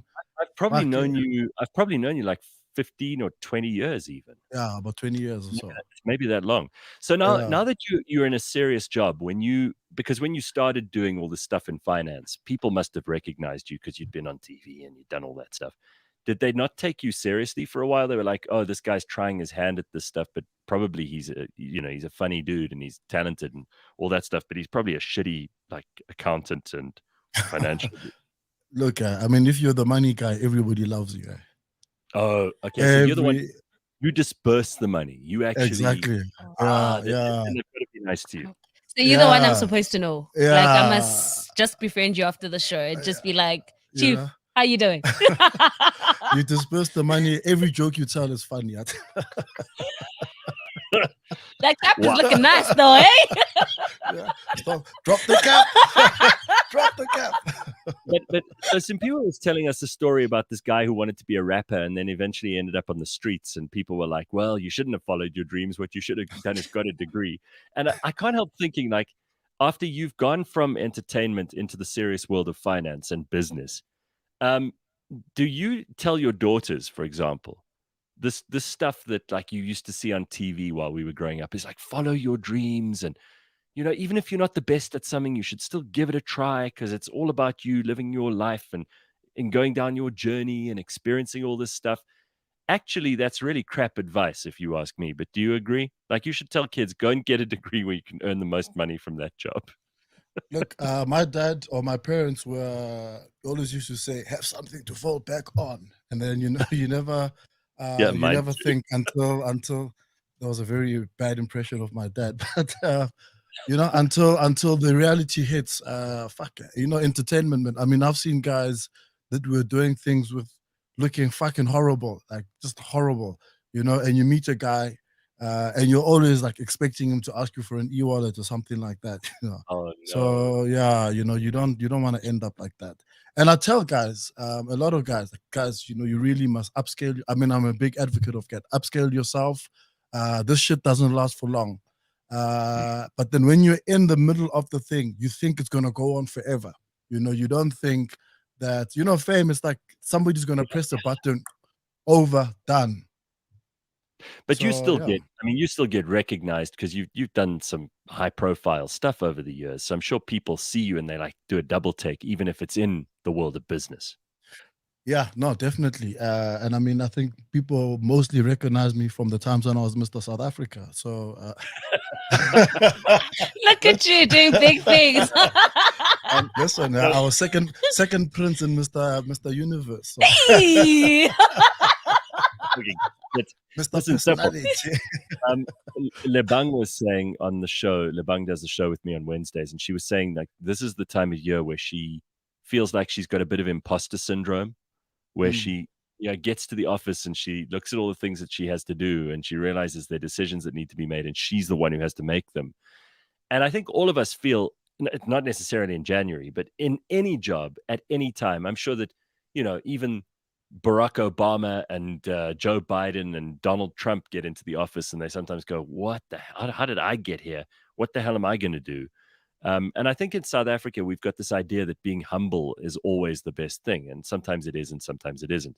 But this imposter syndrome is a real thing that a lot of people don't even know they suffer from.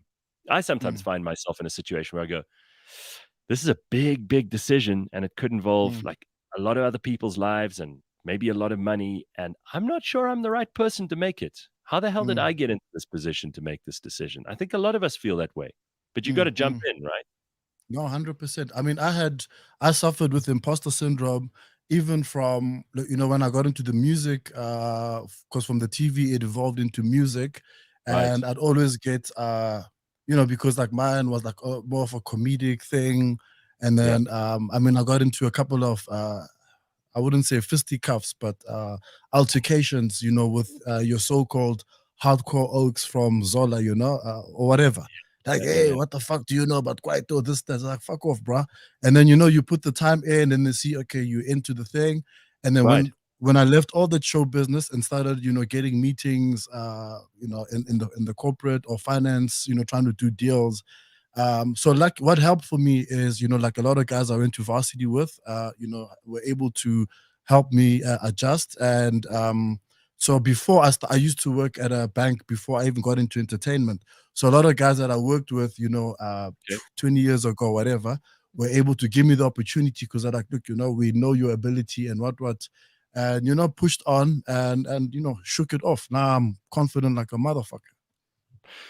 Yeah, it seems like it to me. I mean, you don't seem like you're someone who's suffering from that stuff anymore. But when you're in the office, do you sometimes have fun and take the piss? Because people like us, I say us, who are not in the world of finance. I mean, I'm always giving accountants and auditors a really hard time because I think a lot of them are very serious people.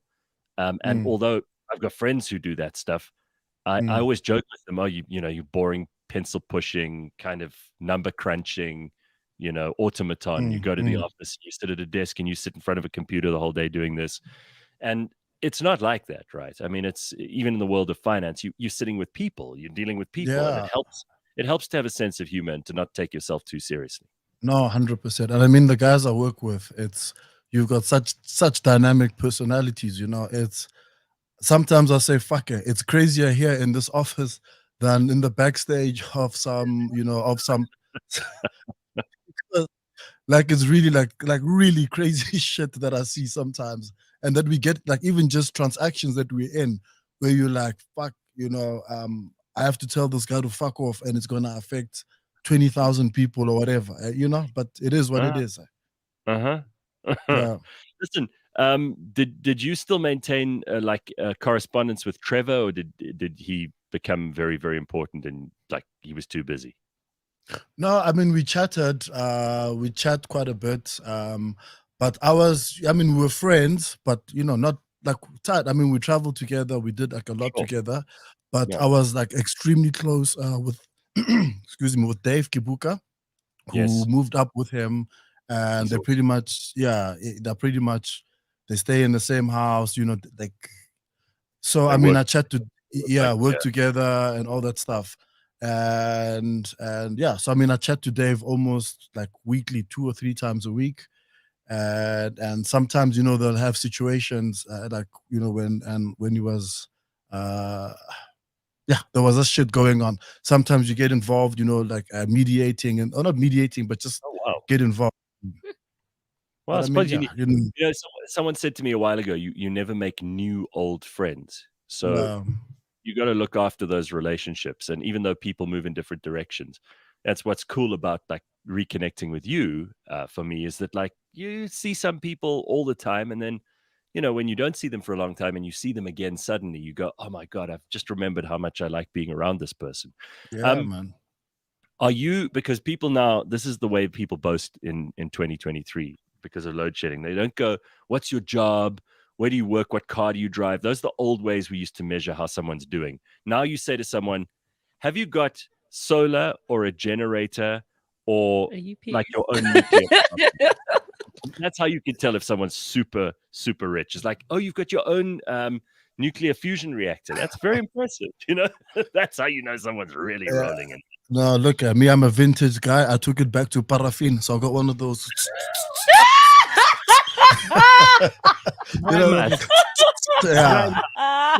Fucking rocket, brother. You're living on the edge. Hey, man. The reason I'm asking is because I had the solar installed this week, and they haven't switched it on. They're doing it today, so tonight might be the first night that I get to feel what it's like, because I'm the only one in my family left who didn't have like some other way to deal with load shedding. And I'm the only one in my neighborhood because all my neighbors have got like... you were the one bringing the embarrassment.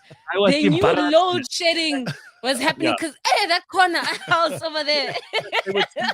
All the other houses had lights on during load shedding, either generators or solar or whatever. You'd see all the lights and my house would be dark. So your house was the taxi stop. They said, house, no solar house. Dark house. Short left, dark house. So I'm getting it tonight. Nice. When load shedding, I've checked the schedule. I'm so fucking excited. I checked the schedule. Girl, do you know how different your life is about to be now? Because you're not going to experience our struggles. 2,000 hours tonight, 8 o'clock tonight. I'm going to be sitting at home. I'm going to be waiting. I'm going to be counting down the minutes, and it's going to stay on. And I'm going to do a little dance all on my own. I swear to God, I'm going to be so excited. Just expect a knock on the door. Go. Abuti Gareth, can you come use our air fryer, please? No, they first check in on you. Is everything okay? Are you fine? No, we're just having a bit of load shedding. Then they just move aside. In fact, it's time for my show. Can I just, Well, I mean, and then they don't leave. During the World Cup, there were a couple of matches that I was keen to watch, and then obviously the power went out, and I was like, maybe I should just go to my neighbors and see if they're watching it, but I didn't actually do it. I think we are like got to exercise a little bit of Ubuntu, right? Like help the people in the area who don't. Yes. The only problem is I was always that guy who didn't have the solar. Now I'm going to be the only one left, and now tonight I'm in their league finally. Thank God. Nice, yeah. Nice. The conversation is going to be different even now, Gareth. It's going to be so nice. I feel so superior right now. I feel like I'm lording it over everybody. So as soon as that power comes on this evening, I'm going to be so chuffed with myself. You can watch me strutting around. Saturday morning, I'm going to be full of confidence, thinking I own the world. Watch. And then you're going to do the mistake of leaving your house. And then as you leave, you're going to be like, hello, shedding. Oh. I didn't realize. I'm so sorry. Like someone will call you and go, listen, sorry, could you just help me with something? I've got load shedding. You're like, what's that? What's load shedding? I don't understand. Anyway, so here we go. Basitsana says, so us with the inverters are at the bottom of the barrel. Well, that's what I had here in the studio for a long time, and I only had it for the studio, so I never had it. I didn't have lights in my house when last night. For I will say Gareth is being very humble. Yes, there's levels to it now. There last are night levels to this flex. Last night it was from 8 o'clock till midnight. Right, that's 4 hours. So I was like, maybe it'll come back on. Listen, I'm still not going to be able to. I haven't put like 200 panels on the roof, so I'm still not going to be able to use things like the oven and the geysers and the You just want your Wi-Fi on and to be able to charge your phone. That's it. And lights, dude. It's so embarrassing to walk around your house with no lights on. With a fucking walk around with your cell phone torch the whole time. No, guys, I'm fine. I promise. And I got this, so I'll be all right. It's unbelievable. By the way, I discovered something yesterday. Simphiwe, why didn't you tell me about this? There's a setting. If you go to your torch on the home screen, you can actually change the brightness of your torch. Did you know that? But Gareth, that's like things that's like 2 years ago things. But Simphiwe, don't forget, Gareth is a Grootman. So yeah, you see, that's the issue. You need to walk him through these things. Yeah, there's certain things where I just assume, it's a basic thing. Everybody knows it. Don't need to teach anyone. Old ass. I'm old ass. But now that I know that you're that old, Gareth, okay, any new developments, I'll be like, did you know? You got to be the one who keeps me up to date. Otherwise, I'm so Gareth, let me ask, in the white community, do you guys have that Grootman culture as well? Ooh. Where young guys... Let me just be clear. There is no white community. What you get is like the Portuguese community, you get the Greek community. So you guys are also just separated. You're being a tribalist now, Gareth. I don't know who the other whites are or what they're up to, but we haven't had a white meeting for a long time. I'll let you know when we have our next meeting. No, but actually, no. You know what? Because when we were together in Umhlanga, we were the proper Grootmans. Because I remember like a lot of young guys were like, hey, Grootman, the old dudes at the club. So just explain the Grootman thing, and I'll tell you whether or not I'm aware of it. Can I explain some period? Okay, so it's basically, I would say when it usually happens with men when younger guys kind of pay homage to the older guys in their generation, right? So it's not just given to anybody. Being a Grootman is something where you did something in the community and now everyone is just like, they respect you. And when they greet you, there's a greet. It's like, Sabona Grootman. And, they almost like, I see you and one day I want to be like you, right? No, Gareth definitely had Grootman vibes at that place. But but there's levels. It's the young kids acknowledging the older guys. That's the dynamic. You have to have done something that is like, wow. You don't just get it because you're a man that's old. No. Okay. I think that's like that's human civilization, right? From the earliest days. It's like the wise old man in the village who everybody kind of goes to for advice and they kind of look up to him and respect him. Even if he's not going on the hunt anymore because he's too old, they still ask him what he thinks. Yeah, but they like to use the word Grootman. Hey, Grootman, how are you? But then you graduate from being a Grootman to being an uncle. Then you're just like an old guy. Yeah. Like, hey, uncle. Yeah. In fact, uncles for every guy that you meet. Yeah. So if I see an officer or I just see a person walking on the street, someone uncle. Yeah. I see. Uncle is just New for everyone. And then Grootman is you've done something and they really like respect you. Then you go from uncle to timer. By the way, then you know you're fucked. What's the last one? Timer. Hey, timer, how are you? Oh, no. It's time to to go back to the beginning of the show, Simphiwe. It's time to start calling Madonna Timer. Yeah. Yeah. She that auntie over there, you see when they go. Apparently, according to Congo Chris, we should have the next white people meeting at my house because I have solar now. So, all right, we'll do that. I just think it might be a few. Too many to fit in my house, but we'll see. We can make a plan. White people, I'll be sending you an email a bit later on. Awesome. Happy to be the BEE guy giving high fives. Yeah. Okay. Masitsana says, I thought Grootmans were only the thugs and taxi bosses.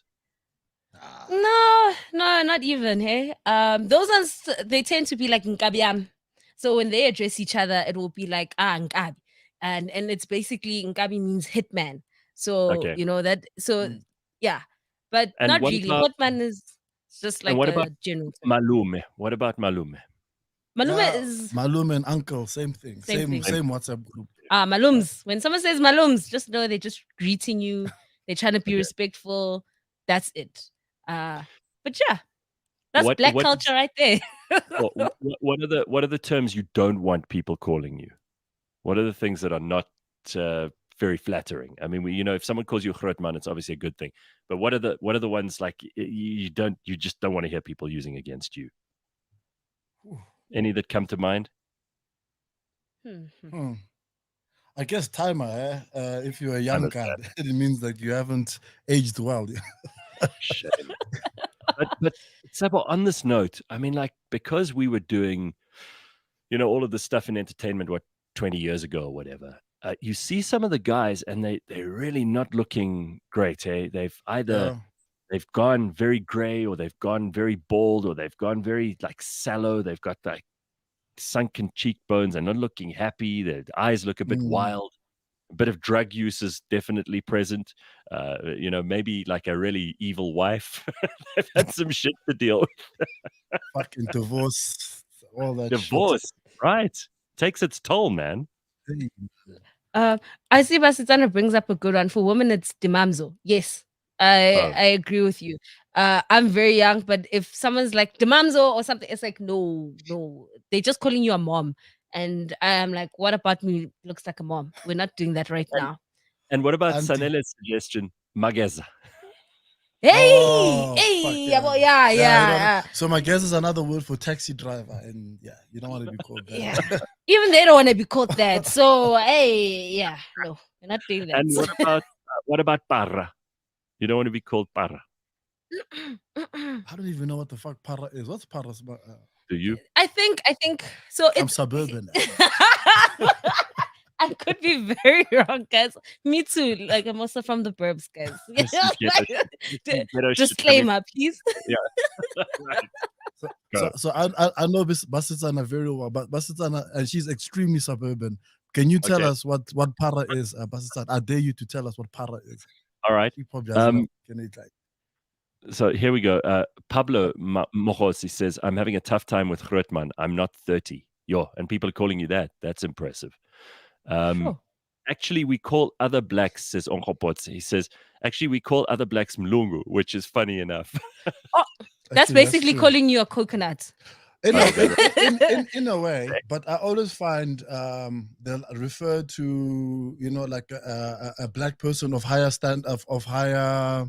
higher status. If you've got more money, they'll call you mlungu or ngamla. Oh, really? In other words, they'll call you white guy. I have money. Yeah. I've heard Ngambla, but okay. So what about this? Because this is what I thought when someone said Mageza earlier. I thought of Mageza Pompin, which is the one who has only the tap to bath under. Like Mageza Pompin. How about this one? Oh yes, okay. Here we go. Basitsana's answered your questions. Tshepo, she says yes. It's those homeless Nyaope guys. And then see the next thing, become more black. Right. That is big. I checked this one of Congo Chris Cheese Boy. Wasn't Parasite? That's what they call scollies in KZN. Oh yeah. Go with Cheese Boy. Yeah, Cheese Boy. You know what? Cheese Boy was that, man. You just gotta own it. If your parents are doing well and you can get cheese on your sandwiches every day, fuck it, man. Own it. Yeah. Don't feel ashamed. That comes from like the 90s, right? Cheese Boy. Yeah. But it's still used today. Even me, I know it, Gareth. If someone says you're a cheese boy, I'm like, you're raking in money. Come here. Well, because that's interesting. Yeah, that's interesting. You should say that cheese boy wasn't very flattering. I'm just gonna take it back. When we grew up, when you could only go to schools in the township, and so my parents like did well, and then so all the other kids would have like plastic bags, and then we had like proper school bags, right? Mm-hmm. Then you'd feel ashamed because like you're not part of the pack. You've got like a proper bag, or you've got like a proper sandwich with cheese, and everybody's eating, I don't know, fat cook or whatever. So it's very interesting that he'd say that Cheese Boy wasn't very flattering. but you gotta fucking own it, man. If your parents are doing well and they can afford to give you good shit, fucking own it, brother. Own it. What's the point? You know, this was like, I remember Nina Hasty saying to me, she's got this this cousin who's Serbian and he has a yacht. And I remember her saying she always criticizes other people for having privilege. And then when she visits her cousin and she's on the yacht in Croatia or whatever, she's like, yeah, privilege is pretty damn good. I'm gonna get me some of this. You know, it's always bad from one side, but when you're in it, you're like, I could get used to this. So you know, the other thing here is this thing about Cheese Boy and everything else. A lot of people want to know whether or not, because you said your parents did well, is Mochale City named after you? Is there any truth to that rumor? Yeah, definitely. Hey, look at you. I'm owning it. No, definitely not. But definitely. This is things I tell girls at the bar. Yeah, you know, this place is named after me. Yeah. Yes. And then she goes home with you. Yeah, well, I'm just, being humble in this place. Pablo says, I've learned to embrace it over the years. It's so difficult going back to the hood and being called Mlungu boy, but screw it. Yeah, listen, there's nothing harder than like the people who you grew up with being jealous of you. And then when you want to go back and visit family or friends and sometimes you go back there and it's not very comfortable and they don't make it easy for you. You know, I think a lot of people in South Africa deal with that because a lot of people who really grew up with very little and then they go on and do well. And they're expected not only to hand over the money, the black tax stuff, but also they're expected to like somehow feel bad about their success, which is nonsense. You got to feel good about that. No, 100%. You got to own it, man. You worked, you stayed up at night hitting those books. Fucking own it, brother. Listen, can't apologize for that shit. Tshepo, it's so good to have you on the show, and it's so good to catch up with you again. We'll talk soon, but I know you've got a serious job to go to, and it's great to have you here, and we'll catch up again. Awesome, man. Thank you so much for having me, Simphiwe. Thank you so much for being a gracious screen person. What's the word for it? Co-host. Co-host will be fine. So, yeah, awesome. Co-host. Thank you. Oh, I guess we're all hosting. Yeah, thank you. Mr. Sepo Mochale, it's so good to have you here, and we will catch up again. Thanks for being part of the show this morning. There we go. What a guy. Awesome human being. All right, here's George Mienie. Look at him. There's another great guy. Hello, George. Hello, Gareth. Hello. Oh, forgot the mic. Jeez, that was dumb. No. Don't panic, George. I had so many technical difficulties yesterday. So George was in the comments last week, even though he wasn't back at work and we couldn't do without him. And now he's back in person for this week's edition of the AutoTrader spot here on cliffcentral.com, wrapping up our Friday, making a really great end to the week. So George, what's been happening and how was your holiday? Did you have a break? Did you have time off besides just being at home? Stayed in Johannesburg. Haven't done that in a while. Cool. And the funny thing is, when just after Christmas, I was sitting outside and it was eerily silent. Yeah. Usually there's cars driving around and you can hear noise and people are, it's just that buzz. That buzz was gone, and it was quite weird. It was actually quite eerie. That sound was gone, that you don't really notice until it's gone. You're not used to that in Joburg, that's for sure. No. But other than that, went down to visit my mother for a couple of days, but that was about it. Other than that, spent the whole time in Johannesburg. Could only really switch off after Christmas. The business still tugs on you until Christmas because we're an online platform, so we don't close. There are no holidays. Yeah, you got to get on with it. Yeah. So, Borge, what's been happening in the world of cars over the last few months? Well, besides the stuff I'm going to bring you now, the one reality is that car prices, secondhand car prices, they were falling towards the end of last year, and they're continuing to fall. Not a landslide, but they are falling. At the end of last year, if you remember, I said if you want to sell your car, now is the time. And it's still now is the time, but it's becoming more and more difficult to get the prices as a consumer that you want for your car if you sell it, because everybody's under financial pressure. Interest rates are rising. People are holding onto their cars longer. Dealers are taking longer to sell cars. So that whole machine has just slowed down a little bit. Now, it's not binary. Don't think that the whole industry has stopped. It's not the case. But it's just slowed down a little bit. All right. So, I mean, if secondhand car prices are coming down, that's very good news for people who need to buy cars. But also with electricity being as patchy as it is at the moment, has that had an effect on electric cars, especially here in South Africa, obviously, where we're dealing with load shedding every day? I don't think there are enough electric cars in the market to answer that question, but it hasn't affected me. And I suppose the one reason is I've got solar in the house. But even if I didn't have solar in the house, I don't drive enough every single day to have to charge my car for more than about 2 hours. So we're into 4 to 6 hours of load shedding. It once or twice it has been inconvenient. I've woken up in the morning, I've forgotten to plug my car in. That was my mistake, and I've had to go down to a DC fast charger. So there are alternatives, even if you get stuck with power outages. All right. Well, I know you're a big electric car fan, but I just thought we'd drop that in there in case there are people thinking about it. Maybe someone's thinking about getting an electric car for the first time. This may not be something that is that sensible if you have uninterrupted. I mean, if you have interrupted power the whole time, right? Well, I mean, it's a reality, Gareth, and I don't want to, just because I'm an electric car fan and I love electric cars, doesn't mean that there's no realities. Last night, load shedding was supposed to end in my area at 6:30. Now, when you've got solar, like I believe you have now, load shedding doesn't affect you except when you want to use big ticket items like electric stove or etc. Right. But at 6:30, as the power came back on, I was outside and the street lights came back on. Street lights went off within 20 seconds, and a substation exploded. And then I read a tweet that I don't know if it's City of Joburg or municipalities in general have spent 200 million rand on replacing substations. And I can only imagine it's this on-off story.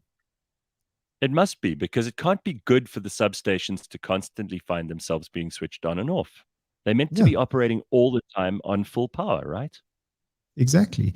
So, on the chat group where I live, the people along the boundary that could see the substation says, there's smoke coming out of the substation. Now you got to worry, like, is this going to explode and, burn my house down? So there's secondary problems that this load shedding is causing, besides the, geysers geysers failing or electronics being messed up in houses. Insurance companies must be having a horrible time. Yeah, unforeseen consequences. Mm-hmm. All right, what's happening? What do you got this morning? Yeah, so I thought I would bring the first kind of question for the year, which is, why is a car called a car? And it's funny you should even mention that, because I often watch American TV and American news, and there are lots of people in America who still say automobile. Yeah, automobile. I mean, I didn't dig into why the word automobile exists, but I dug into the reason the word car exists. And the origins of the word car actually date back to the 1300s. Wow. And it comes from a Latin word called... They certainly didn't have cars then. No, they didn't. And it comes from the word carros or carum, which means a wagon with two wheels. And then it was later on extended to define anything that could carry passengers. So you've probably heard of a lift being called a car, or other things being called a car. It also comes from an Old English word called cart, K-A-R-T. Now, there's no defined connection between the word car and cart, but there are some assumptions that there is some close connection. And the word car was only used for the first time to describe an automobile, as you put it, in 1896. Well, I'm just thinking now, like cable car is a good example too, because it's a little kind of capsule that is pulled up by a cable, and the actual capsule is called a car. So it makes sense that this was something that had origins long before the four-wheeled automobile. Exactly. So the word car doesn't necessarily come from a four-wheeled piece of metal with an engine in it. It actually comes from the 1300s. That's where the word car comes from. Nice. And, if you ever thought about that piece of useless information, now you know. I think about it all the time, George, but you've helped me to make sense of it. So thank God for that. And then a gentleman in the Bonhams. I've never heard of this area. Bonhams in Paris. I don't know if you know where Bonhams is. No, I'm afraid I don't. No use to you on this one. Hams. Never heard of the area, but nonetheless, there is a coffee table going on auction.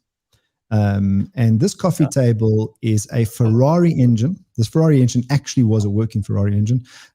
But that's not the most interesting part of this coffee table.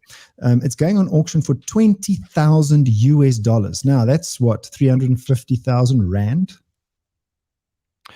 I thought that solar would make me popular, but if I had a coffee table with a Ferrari engine on it, I probably would be very, very, in demand. People would want to be around me because I'd be super rich. Simphiwe, do you want a coffee table with a Ferrari engine? No, absolutely not. And then finally, dangerous places are not only on the road. So this 77-year-old man in Pennsylvania somehow got his foot stuck on the accelerator. And when he was driving into the car wash and plowed into the side of the car wash, turned his car upside down. Oh, my God. Oh, what a mess. What a mess. So I went and had a look at what other incidents have occurred in car washes. And I found two. One man got out of his car. Now, you know these spinning automatic car washes with the rubber belts on them. Yeah. A man got out of his car and while the car wash was going and got pinned between these rollers and died. I mean, don't get out of your car in a car wash. Stupid. And George, I've seen a lot of videos, especially over the holidays. People forward you these videos of like people who forget that the car is running, or they get out and then the car starts to roll. And I don't know if you saw, but during December, they also had terrible, terrible weather in parts of the West Coast in the United States and Canada. And Seattle, there was so much ice on the roads that you couldn't really drive on it. They put chains on their tires, but a lot of those cars didn't have chains. And you actually see that the car, they reverse and then starts to slide, and it just goes whichever way the ice wants it to go and smashes into other cars. And kind of, if you're on a downhill, you're just in huge trouble there. Yeah, you know what? Weather, especially, I've seen these ice videos where there is nothing you can do. So now you got to ask yourself: do you stay in the car or do you climb out and leave it? And I suppose that depends on whether the car's headed for a cliff. Because if the car's headed for a cliff, you're in trouble. Rather get out of anything. Congo Chris says that Ferrari coffee table is a pretty useless table. You can't even put much on it. Good point. It's more of an art installation, right, George? It's definitely an art installation. It's something that you can put in your man cave, Congo Chris. Right, exactly. Simphiwe still doesn't like the idea of it. For some reason, you're on mute, Simphiwe. Sorry, we can't hear you. Just open that mic up there. Testing. There we go. Now you're on. Okay, you're on. And then very finally, Gareth, I am off to the US of A, Texas next week. I'm going to go and attend the biggest automotive show in the world once a year. Oh, wow. And it's the first time I'm going since the pandemic. So I went every year before pre-pandemic, but it's the first time I'm going since the pandemic. So next week, I'm not sure what I'm going to do yet, because the time that the show is happening, it is late at night, and obviously the show is closed. But I want to give everybody a feel for what the show is about. So I might just do a recorded clip and be on the show. We'll see when we get there. No, we'd love it. I mean, I'd love to see what happens at these huge automotive shows, and especially if it's in Texas, because everything's bigger in Texas. And if you could send us some material, we'll definitely put it on. Absolutely. So I'm looking forward to that, although the jet lag is not very nice. How long is the show? But it's for 4 days. So it starts on the Thursday and then ends on the Sunday. Congo Chris, again, in the comments saying you should go and visit the Tesla factory, Borge. Already done that, Congo Chris. Went I think the year before the pandemic, or the year before that, I went to go and visit the Tesla factory in Fremont. So would you get a Tesla if it came to South Africa? Would I get a Tesla? I probably would, but I've driven a Tesla and I've been in Teslas. And I can honestly say some of the other vehicle manufacturers are actually building better quality cars than the Tesla. The tech in the Tesla is better, but the actual build quality of my Jaguar I-Pace, as an example, I think it's of better build quality than the Tesla, not just because I drive it. No, I don't believe you. You're very subjective, George. We can't take you seriously. Exactly. All right. I love it.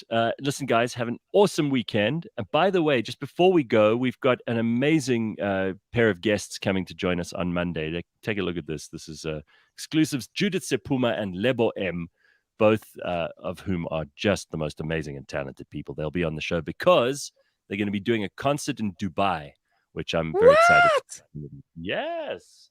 We spoke about it with Hans Zimmer, the famous composer of like countless movie scores. And, you know, he's regarded as being one of the most brilliant and prolific musicians of his time and composers of his time. So we're going to speak to Judith Sepuma and Lebo M on Monday. Don't miss it at 7:15 a.m. Make sure you put that in the diary too. Awesome stuff.